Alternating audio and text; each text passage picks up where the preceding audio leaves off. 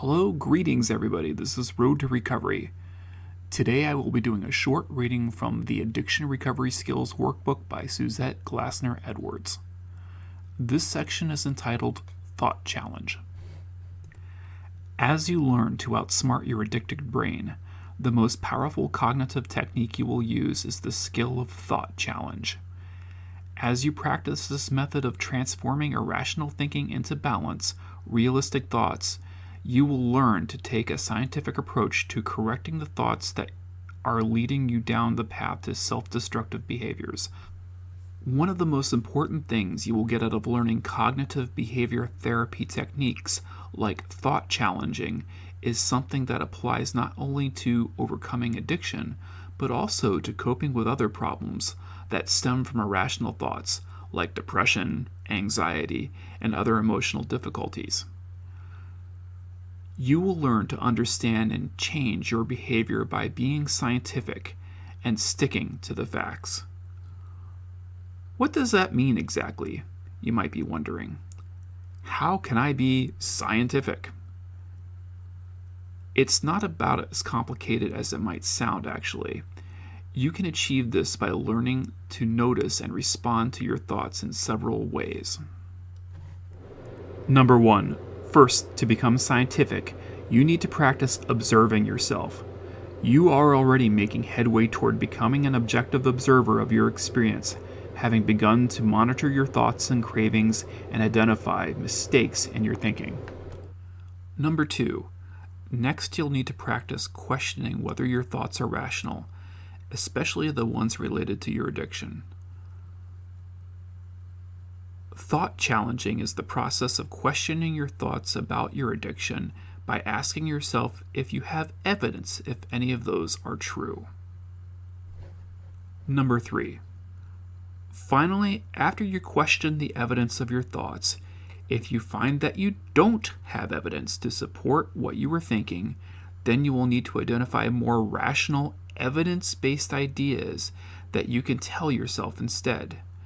These new, healthy, and balanced thoughts will help you make the behavior changes you set out to accomplish in your recovery plan.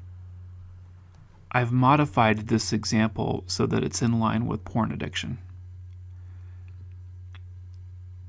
Scott gets triggered. Scott has a strong urge to use porn.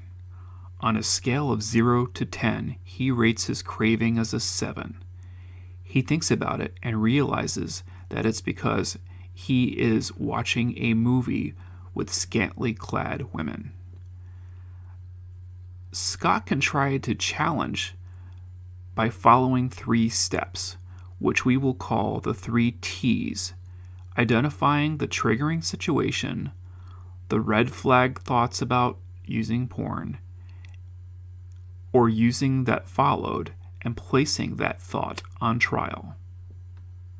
Triggering situation: watching risque movies late at night. Red flag thoughts: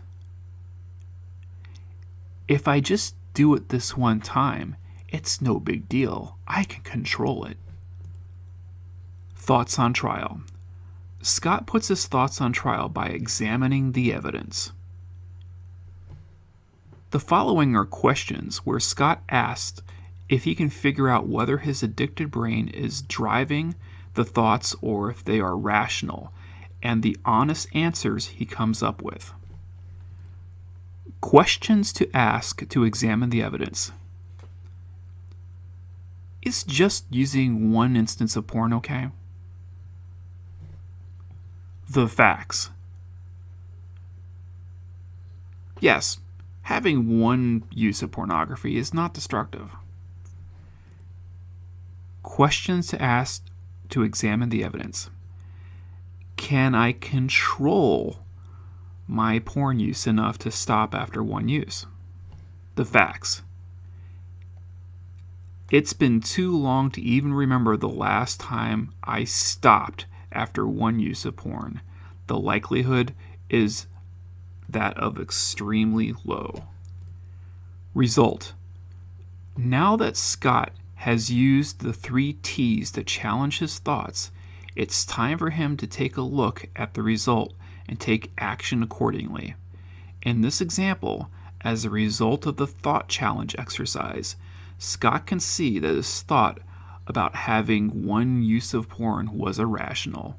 Although it is true that one use is not harmful to most people, what it takes as an honest look at his past patterns of behavior, he recognizes that there is no good evidence that he can control his use of porn in this way that he wishes to.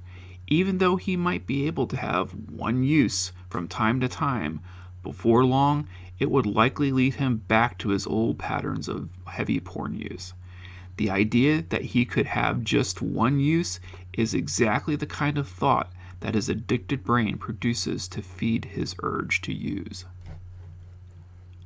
Response. Okay, so Scott had an irrational thought. We all experience irrational thoughts, whether they are about drinking or something else. The important question that follows is, how can you respond to it? When you respond, your goal is to set your mind back on track, to line it back up with your recovery, and of course, with reality. To do this, Scott can respond by telling himself the following. For me, using porn is a big deal. In the past, this way of thinking has led me straight to a full-blown relapse. There is plenty of evidence that I practically never stop after one use, and I am not able to control myself after I start using porn. Alright everybody, thank you for listening. This entire chapter was on cognitive distortions. If you'd like to learn more, this is an excellent book and I highly recommend it. It's for just a whole series of addictions. So the name of the book is The Addiction Recovery Skills Workbook by Suzette Glasner-Edwards.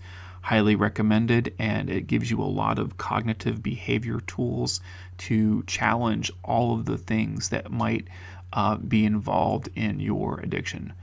Thank you for listening. Please subscribe if you haven't already. Watch some more of my videos and stay on that road to recovery.